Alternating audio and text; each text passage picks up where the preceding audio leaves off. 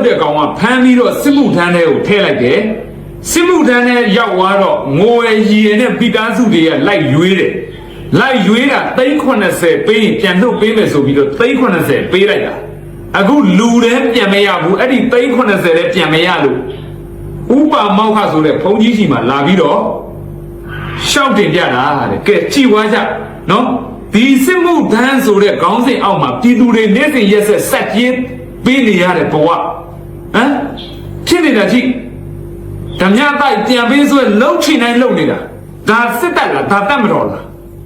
ဟမ်အဲ့ဒါတတ်မတော်လားတိုင်းပြည်ကိုကောင်းဝယ်တဲ့တတ်မတော်လားတိုင်းပြည်ကိုဒုက္ခပေးတဲ့လက်နက်ကင်တာအဲ့ဒါကြည့်ပြီးတော့နော်ဒီမှာကြည့်ဝါကြည့်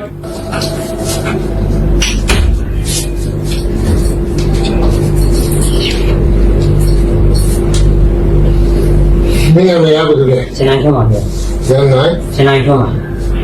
မင်းလည်းမရဘူးအားလုံးပဲမင်္ဂလာပါခင်ဗျာ Funny မြန်မာ channel မှာကြိုဆိုလိုက်ပါတယ်ခင်ဗျာဒီနေ့မှာဆိုမြန်မာတဝမ်းမှာဖြစ်ပြနေတဲ့နာမည်ကြီးနေတဲ့ဗီဒီယိုလေးတွေနဲ့ကွာတကယ်လေးတွေကိုတင်ဆက်ပေးပါမှာဖြစ်ပါတယ်ခင်ဗျာဒီဗီဒီယိုလေးကိုကြည့်ပြီးရင်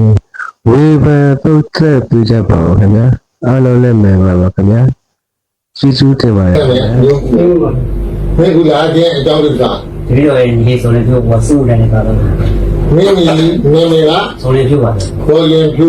အသက်ကဘယ်နှစ်နှစ်တဲ့20နှစ်20နှစ်မဘုံနေနံပါတ်တွေလည်းမှတ်မိတာပါမိပါတယ်မှတ်မိရင်ပြောစမ်းကိုမြတောင်ညောင်းနိုင်မြစ်လျှောက်ခနဲ့၄ပါဗျာဒီဘယ်မျိုးနဲ့ဘယ်ရက်ကွက်ကပါသွားတာလဲဟောတိုင်းမျိုးနဲ့16ရက်ကွက်ပါဗျာတိုင်းမျိုးနဲ့ဘယ်ရက်ကွက်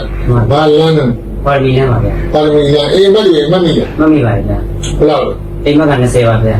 အဲ့ရက်ကွက်ဥဆွေးမှုကဥတည်ထွန်းပါဗျာဥတည်တော့သူကဘာလို့ကြောင်းပြူလာလဲအဲ့ဒီ3ရက်ကျော်သွားလို့လာဖမ်းသွားတာပါဗျာလာဖမ်းသွားတာဘယ်နည်းရဖမ်းတာလဲ12ရက်နေ့ပါဗျာ3လပိုင်း12ရက်နေ့ပါဗျာ2026 3လပိုင်း12ရက်နေ့ပါ12ရက်နေ့ရဖမ်းတာလားတမန်ဗျာဒီ3လပိုင်းကဟိုတလားကျော်သွားပြီပေါ့တမန်ဗျာ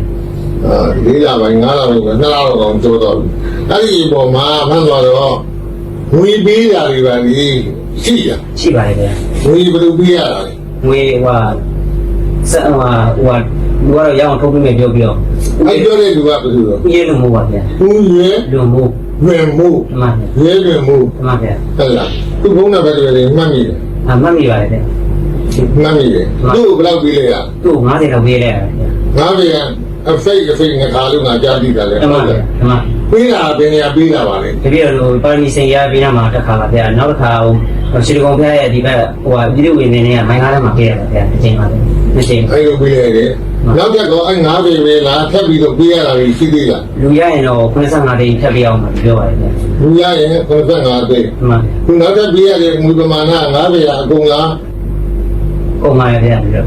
90ရာပါတော့နောက်ထပ်ပေးရသေးတာလေနောက်ထပ်တယောက်နဲ့လောက်ထားတော့ပါသွားပါသေးတယ်နောက်တယောက်ကလည်းရအောင်လုပ်ပြီးမယ်။ဒီကြောအောင်လုပ်ပြီးတော့ပါသွားတာက22သိန်းပါဗျာ။22သိန်းဘယ်နည်းတွဲရတာလဲ။3ရက်လောက်ပါဗျာ။3ရက်လောက်တွဲရတယ်ဟုတ်လား။သူကလည်းဘယ်လိုပြောတာ။တတိယသူအဲ့ထဲရောက်ပြီစစ်မှုတန်းနဲ့ရောက်ပြီသူရအောင်ထုတ်ပြီးပြောပြီးတော့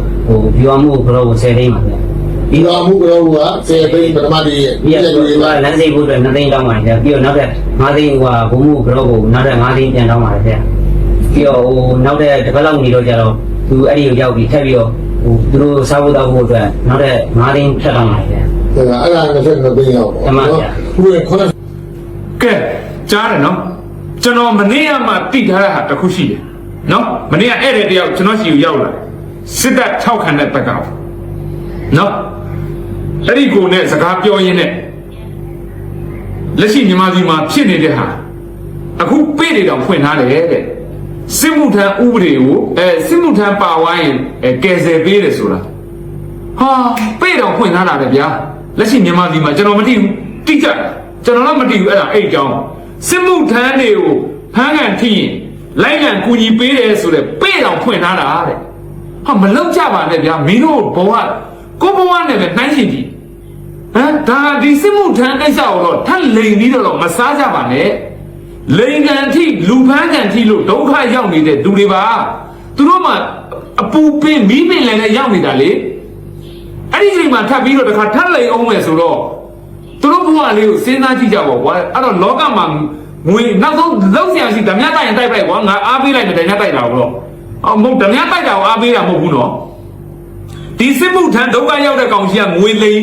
စားမလားဓမြတိုက်မလားအဲ့တစ်ခုတည်းကတစ်ခုကြိုက်တာပဲယူရမယ်ဆိုရင်နောက်ဆုံးဓမြတိုက်လိုက်အဲ့တော့ကိုယ်ဝင်လင်းလင်းပြောတာဘာဖြစ်လို့လဲချမ်းသာတဲ့ကောင်ကြီးကသွားပြီးဓမြတိုက်ရင်အဲ့ချမ်းသာတဲ့ကောင်မှာစင်ပိန်ကျွဲလောက်ကြံနေတယ်ဒီလိုမျိုးခက်ခဲနေတဲ့ဘဝတွေကို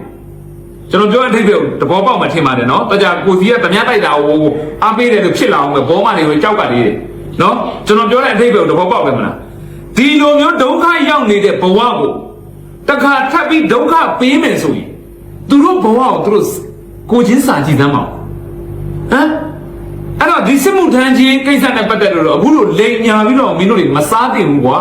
မင်းတို့ဘဝမှာငွေတော့ပဲရှားဟမ်ကျွံယူတွေတဲ့လောက်ပဲစုပ်ပဲ့ရကြီးလို့မင်းတို့တွေယုံဖို့ကောင်းတော့ကွာတကယ်ပဲဟုတ် ဒီနေ့နှစ်သိန်းရောက်သွားပြီငွေမောက်ကဒီစမှုရန်ဦးတွေကိုရောက်ပြီးတော့အကြောင်းပြုပြီးတော့ရောက်ဆန်းခိုင်းတဲ့ပုံမှာငွေကြီးပေးဆောင်ရတာက90ကျော်သွားပြီပေါ့နော်အဲ့ဒီတော့မင်းကြီးကအခုခါမှာဘယ်မှာရှိတယ်လို့မင်းတို့သတင်းရဟိုကျိုးပြူတင်းတန်းကျောင်းမှာရှိရတယ်လို့ပြောပါတယ်ဆက်တွေလည်းရပါတယ်ဗျာတို့ကတော့ကျိုးပြူတင်းတန်းကျောင်းမှာတက်နေရတယ်လို့ပြောပါတယ်ဗျာဒုတိယတင်တဲ့ကြောင့်ဒီရန်ကုန်တိုင်းဒေသကြီးတက်ကြီးမြို့နယ်ကယူယူမှန်ပါဗျာအဲဒီကိစ္စနဲ့ပတ်သက်ပြီးတော့ဖမှုရန်ကုန်နဲ့ပတ်သက်ပြီးတော့သက်ဆိုင်ရာတာဝန်ရှိသူများနေဖြင့်တခုလိုငွေကြေးကောက်ခံတာမျိုးအပြင်ကိုကြောက်ပြုပြီးတော့ရက်ွက်အုပ်ချုပ်ရေးမှုတွေကနေပြီးတော့မတော်မတရားဖမ်းဆီးနေတာမျိုးတွေကိုသက်ဆိုင်ရာဖမှုရန်ဥပဒေမှတာဝန်ရှိပုဂ္ဂိုလ်များအများဆုံးလွတ်မြောက်အောင်ယခုနည်းနည်းရဘူးဆိုလို့ပါဗျာဒီမောင်ခေါ်ရင်ပြုလွတ်မြောက်ရေးအတွက်ငွေကြေးများပြန်ရရှိရေးအတွက်ဆောင်ရွက်ပေးပါရန်ဖရာတော်မှအနုအညွတ်မေတ္တာရက်ခံအပ်ပါလေယခုလိုလွတ်ရသည့်နိုင်ငံတော်၏အကြီးအကဲများဖမှုရန်အကြီးအကဲများအလုံးမှဒါအပြည့်အနာပါရှိတဲ့ရောမျိုးနိုင်ငံတော်ရဲ့ကျမ်းတော်ရဲ့ဂုဏ်သိက္ခာကိုလည်းများစွာကြားသွင်းပါလေဒါကြောင့်ဒီကိစ္စရှင်ဗျာတတ်မတော်ဂုံလေးကောင်ရှိသေးလို့လားဗျာမင်းအောင်နိုင်လို့တာနဲ့ဘယ်နားလေးမှာဂုံလေးခါကြံသေးတာဟုတ်လားလက်ရှိမြန်မာတတ်မတော်ရဲ့ဂုံလေးခါကြံသေးလားဘယ်နားလေးမှာသွားကတ်ကြံနေတာရုပ်ပုံတီးလေးကြံနေတာဖြစ်နော်ကျွန်တော်တို့တရက်ပင်နေဒီအတီးနံစားပင်နေဆိုအခုအတီးတွေကိုယ်ကုန်သွားပြီအပင်ပါခကြိုက်အဲ့ချိန်ကျမှစားရှင်တယ်အိုးအရွက်ကြားထဲမှာပုံးနေတဲ့အတီးတွေကြံနေတယ်ဆိုအခုလက်ရှိမြန်မာတတ်မတော်ရဲ့တိတ်ခါဆိုတာလေအဲ့ဒီရုပ်ပုံတီးလိုမျိုးကြံနေတဲ့တိတ်ခါတော့ရှိလားမရှိလားတော့မသိဘူးဒီတိုင်းမြင်ရတဲ့တိတ်ခါတော့တခုမှမတွေ့တော့ဟုတ်တယ်နော်ကျွန်တော်ပြောတာမှားလားလက်ရှိဒီနေ့ခေတ်ကိုပြောတာနော်အရင်ခေတ်ကိုပြောတာမဟုတ်ဘူးဒီနေ့ခေတ်စစ်တပ်မှာဂုံတိတ်ခါဆိုတော့ဒီလိုအမြင်ကြည့်ရှိသေးလားအေးအဲ့ဒါပဲနော်အားလုံးဖြည့်ဆည်းပလိုက်ပြီတကယ်တော့မနေ့ကပဲကျွန်တော်ပြောနေသေးတယ်ဒီစစ်တပ်ထောက်ခံနေတဲ့လူဒန်းစားတစုဟာ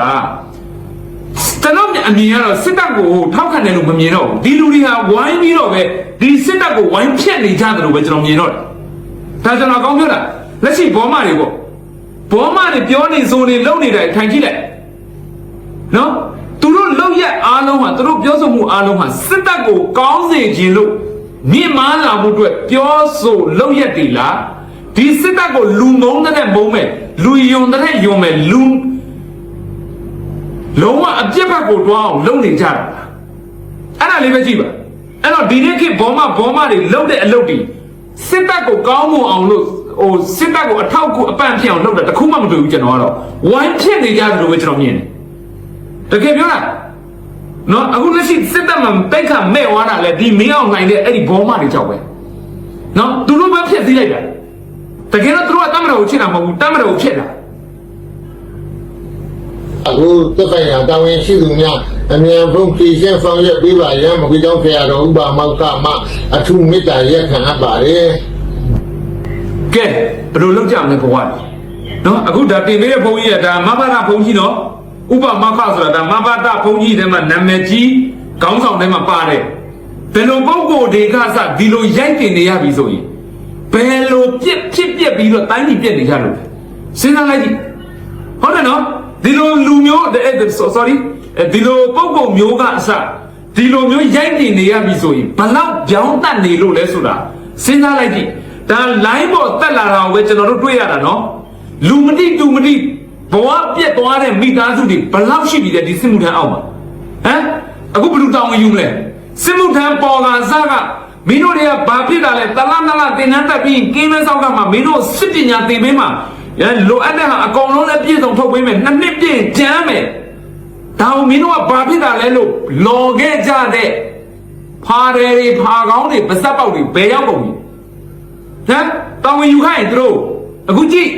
်သူတို့ပြက်နေတဲ့ဘွားတွေဘယ်လောက်လဲခလေး9ယောက်ဖေကိုဖမ်းသွားလို့ဟိုမှာလိုက်တောင်းမှန်လိုက်တာပြန်လွတ်လာတယ်ဒါလိုက်တောင်းမှန်လို့လိုက်ပြီးတော့တောင်းပေးနိုင်တဲ့ဒီလိုလူတွေရှိလို့ဒီလိုပုံကိုယ်တွေရှိလို့တော့ကျွန်တော်တိုင်းမှာအလုံးစုံပြည့်စည်နေတာအဲ့တော့ကျွန်တော်ကနေ့ပြောသလိုဒီဘောမတွေဟာတမတော်တိုးတက်ရတိုးတက်ကြောင်ကောင်းမွန်အတွက်ဂုံသတင်းတက်ဖို့ပဲဖြစ်ဖြစ်ပါတိုးတက်တိုးတက်ကြောင်လည်းကနေ့ပြောနာမည်ဂုံသတင်းလဲဒါတိုးတက်ကြောင်ပဲလုံးနေတာဘာတစ်ခုရှိဟမ်စစ်တပ်ရဲ့ကောင်လေးကတော့သူတို့စစ်မှုချုပ်တွေတော့ခိုးတာငါတို့လည်းစားမှာပဲရတဲ့ဟာစားမှာပဲစစ်မှုထမ်းရစစ်မှုထမ်းစားမှာပဲသွားပြစ်မတင်နဲ့လက်ရှိစစ်မှုထမ်းကိစ္စနဲ့ပတ်သက်လို့အောက်ခြေတပ်ဖွဲ့ဝင်တွေသွားပြစ်မတင်နဲ့နော်အောက်ကြီးပါဖြစ်တဲ့ညာဖြစ်တဲ့ဆဲညာအောက်ကြီးကိုလည်းသွားပြစ်မတင်နဲ့အဲ့ဒီဘဝတွေကအပေါ်ကလှုပ်လို့မရရင်လုံမလားNLD 9နှစ်မှာအဂတိဘလောက်ကင်းခဲ့တယ်အဲ့ဒါပဲပြန်ကြည့်လူအုပ်ချုပ်တာနဲ့ခွေးအုပ်ချုပ်တာဘာကွာလဲဆိုတာအဲ့ဒါတွေကိုကြည့်ဟမ်အခုဌာနဆိုင်ရာတွေဘဲလန်းစင်လက်တွေစားပြီးတော့ဖြစ်ချင်တယ်ဖြစ်နေကြပြီစစ်မှုထမ်းဥပဒေအောက်မှာတရားဝင်လူကုန်ကူးနေတာနော်အခြားအစလူကုန်ကူးမှုဆိုတာသူများတိုင်းပြည်ကိုပို့တဲ့ကိစ္စတွေပဲကြားဘူးလားဟုတ်တယ်နော်ဘယ်သူများတိုင်းပြည်ပို့ရင်ရပေါက်နေတယ်လူတယောက်ကို350အနည်းဆုံးမရဘူးဟုတ်တယ်နော်နောက်ပြီးတောင်ဝင်ယူတာတောင်ဝင်ခံရတာနှစ်နိုင်ငံလုံးတောင်ဝင်ခံရတာအလုံးရှုပ်တယ်နောက်ပြည်တွင်းထဲမှာစစ်တပ်နဲ့ပေါင်းပြီးတရားဝင်လူကုန်ကူးလို့ရတယ်ပြီဟမ်စစ်မှုထမ်းဆိုပြီးလိုက်ဖမ်းတွေ့ရကောင်ရောင်းစားအဲ့ဒါတွေအားလုံးကခင်ဗျားတို့အောက်ကရဲတွေစစ်သားတွေအုပ်ကြီးတွေဝိုင်းဆဲနေကြတာဟာသူတို့စဉ်းစားကြည့်လေမင်းတို့စစ်ဖို့ရုပ်နေကြတော့အပေါ်မှာမျိုးဆို့ပြီးချမ်းသာနေတာသူတို့စားတယ်ဆိုတာကအဲ့ဒီစစ်ဖို့ရုပ်တွေပြစ်ပလိုက်တဲ့ပွားချထိုးတဲ့ဘိုးတော့ပဲရှိတယ်အဲ့တော့အောက်ခြေဘဝတွေစားတော့မှာပေါ့ရှိနေတဲ့ဟာယူဒါကမင်းတို့အောက်ခြေကိုတွားပြီးတော့ဘာဖြစ်နေသွားလို့ဒီအောက်ခြေသူတွေတွားလို့မပြောက်သွားဘူးနော်အခုစစ်မှုထမ်းဥပဒေနဲ့ပတ်သက်လို့ဖြစ်တဲ့စောက်ပြဿနာဘယ်လောက်ရှိနေလဲဒီနေရာပြဿနာတိုက်ဒီနေရာကိုရှင်းလိုက်ဒီပြဿနာရှင်းသွားမှာမဟုတ်လေနောက်တနေရာမှာထပ်ပြုံးမှာပဲလေဘာလဲအဓိကတိုင်းပြည်ပေါ်ခွင့်တက်နေတဲ့အကျိုးဆက်မင်းတို့ကြိုက်တဲ့လောက်ရှင်းအောင်မှာမရဘူးဘာဖြစ်လို့လဲခေါင်းကအစခွင့်တက်ဖြစ်နေတာဟုတ်ခေါင်းကလူဖြစ်ကြည့်ပါလားNLD 9နှစ်မှာဒီလိုမျိုးတွေကြားဘူးလားဒီလိုအတင်းအဓမ္မပလိတ်တွေရဲတွေစစ်သားတွေကပြည်သူကိုအတင်းအဓမ္မဖမ်းဘာအကြောင်းပြညာအကြောင်းပြငွေတွေညှစ်တောင်းတာလို့ဆိုတာစစ်မှုထမ်းပြောတာမဟုတ်တော့စောက်ပိန်းနေတယ်လောင်းမယ် NLD ခေတ်မှာစစ်မှုထမ်းရှိလားလို့သိတယ်မင်းတို့ပြောမယ်ဆိုတာသိတယ်နော်မင်းတို့ဖွင့်တဲ့ကိုယ်စက်ပေါက်ထားတဲ့ကောင်တွေရဲ့အရေးချင်းပါဇက်ကနေဟိုဦးဘယ်နှကိုရှိလားဆိုတာငါတို့သိတယ်ဟုတ်လားမလားအဲ့ဒါကြိုပြောတာနော်စိတ်ချငါစကားပြောရင်အမြဲတတိထားတယ်တတိထားရင်လည်းမှားဝိုင်းတော့မတတ်နိုင်ဘူးဒါပုတ်လေးပြောတာဘာလို့ဆိုတော့စွဲမဲ့ကောင်ကချောင်းနေတာဘေးကနေဗသက်ကြီးဟာရှာကြီးထုတ်ပြီးတဟဲဟဲနဲ့ဟမ်နှစ်ဖက်လုံးဟုတ်တယ်နော်ဒါပေမဲ့ကျွန်တော်ကခံယူချက်ကတော့ရှင်းတယ်ဂျန်သူပဲကျွန်တော်မျက်နှာမူတယ်ကိုယ့်ဘက်အချမ်းပါလို့ကိုယ့်ဘက်ဆိုတော့တော်လှန်ရေးဘက်အချမ်းပါလို့ပါဇက်ကပြောလိုက်တဲ့လူတယောက်ဖြစ်နေတယ်အဲ့လူတော့ကျွန်တော်လာတိုက်ခိုင်းတာကျွန်တော်တိတ်ကြီးခိုင်းတော့တိတ်ကြီးခိုင်းနိုင်တယ်အဲ့ဒါကျွန်တော်ရက်တည်မှုပဲနော်ဒါပေမဲ့ဂျန်သူဘက်အချမ်းနဲ့ပတ်သက်ရင်တော့ကျွန်တော်ဘာမှမထားဘူးအကုန်ပြောတယ်အခုဒီစစ်မှုထမ်းဥပဒေကျွန်တော်တို့စစ်မှုထမ်းဥပဒေမထွက်ခင်တည်းကကျွန်တော်ပြောခဲ့တာနော်အဲ့တော့ဘာပေါ်လဲမသိရွှေတကုံမှာလူတွေကြိတ်တိုးနေတာစစ်မှုထမ်းဥပဒေထွက်တော့မယ်အဲ့ဒါကိုကျွန်တော်တို့ပြောတော့မင်းတို့တော်လိုင်းသမားတွေကသူများတွေကိုစောက်ပြဿနာရှာလာတဲ့အခုတို့ဖြစ်တယ်သူများကုတို့လုပ်တယ်မင်းတို့ကမနာလို့ဘူးဘာဖြစ်လဲမနာလို့ဆရာဘာအကြောင်းရှိလဲတို့ကဟမ်ငါတို့စားမထမင်းလို့တို့လူစားရတာမဟုတ်ဘူးလေမနာလို့အောင်ကိုရှာတာကိုစားနေတာဟုတ်တယ်မလားမနာလို့ဆရာဘာအကြောင်းမှမရှိဒီလိုတွေဖြစ်လာမယ်ဆိုတာတီးလို့အခုအပတ်စဉ်နှစ်ကလူတွေအိမ်ပြန်ပြီးတို့ lobby တွေစောက်ချက်မရှိအော်နေတယ်ဟမ်ဘလောက်ပြန်ရတာထက်ပြောခိုင်းနေ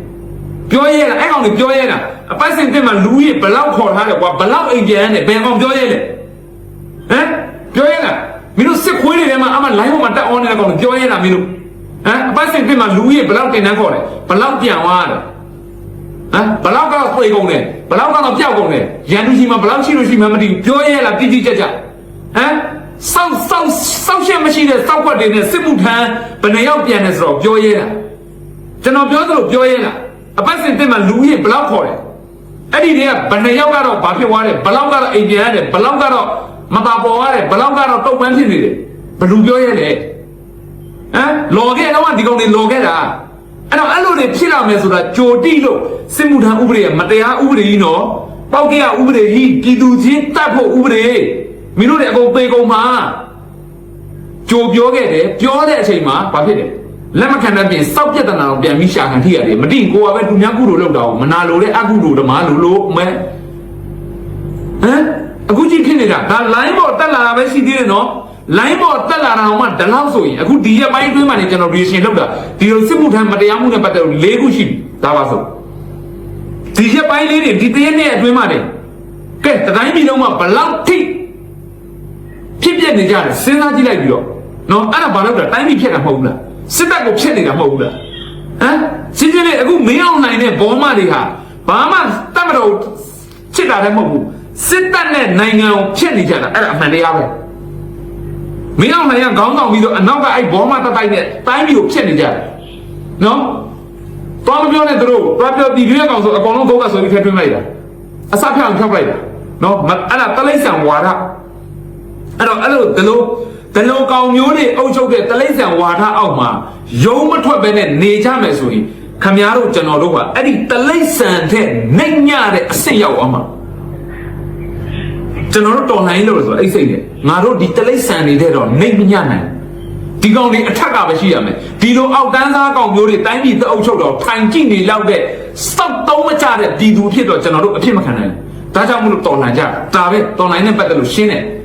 နော်အဲ့တော့ဒီနေ့ချိန်ထိနော်တော်လှန်နေကြတဲ့တဦးတယောက်ကြီးတိုင်းကိုကျွန်တော်တို့တန်ဖိုးထားတဲ့လေးစားဘာဖြစ်လို့လဲဒီချိန်ထိစိတ်သက်ခိုင်မာမှုရှိတဲ့လူတွေဟာတော်လှန်ရေးမှာတကယ်အမှားတယ်အဲ့တော့ကျွန်တော်တို့တွေညီညွတ်မှုကိုအဲ့ဒီကြံရစ်ခဲ့တဲ့ဒီနေ့ချိန်ထိလုပ်နေတဲ့အဖွဲ့အစည်းတွေလူပုဂ္ဂိုလ်တွေအားလုံးကိုကျွန်တော်တို့တစုတဲ့အင်အားကောင်းစုနိုင်ရမယ်အဲ့ဒါမှကျွန်တော်နိုင်တယ်မစုနိုင်ပြီးတော့ကျွန်တော်ဘယ်တော့မှနိုင်အောင်မဟုတ်ဘူးကျင်းနေတယ်